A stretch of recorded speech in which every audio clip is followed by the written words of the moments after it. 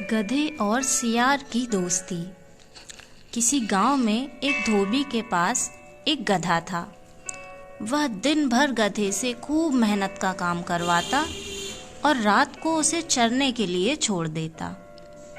एक दिन जब धोबी कपड़े धो रहा था, तब उसका गधा घूमते घूमते एक सियार से मिला और दोनों में खूब अच्छी दोस्ती हो गई। गधे और सियार ने एक दूसरे को अपना सुख दुख बताया। तब गधा सियार को अपनी बेबसी की कहानी सुनाते सुनाते रो पड़ा कि धोबी उससे बहुत काम करवाता है और पेट भर के भोजन भी नहीं देता। सियार बोला, तुम चिंता ना करो दोस्त, अब हम मिलकर रहेंगे और खूब मौज करेंगे।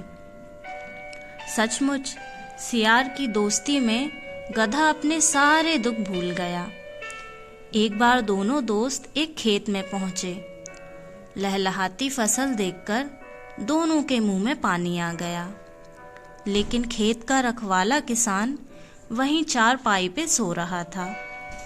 सियार ने गधे से कहा, मैं चारपाई के पास बैठकर किसान पर नजर रखता हूँ। जैसे ही किसान की नींद लग जाएगी, मैं तुम्हें इशारा कर दूंगा, फिर तुम बाड़ा तोड़कर खेत के अंदर आ जाना। फिर हम मजे से पेट भर के भोजन करेंगे। ऐसा ही हुआ। अगले दिन सुबह जब किसान सोकर उठा, तो उजड़ी हुई फसल देखकर वह हैरान रह गया। अब तो गधे और सियार का रोज का यही क्रम बन गया। एक चांदनी रात में ठंडी ठंडी हवा चल रही थी। सियार और गधे ने खेत में पेट भर के भोजन किया।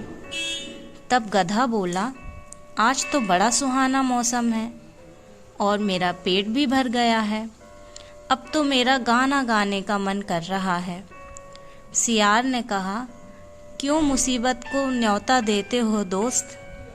लेकिन गधा नहीं माना और गाना गाना शुरू कर दिया। सियार जल्दी से जाकर छिप गया। अब गधे का गाना सुनकर किसान की नींद खुल गई।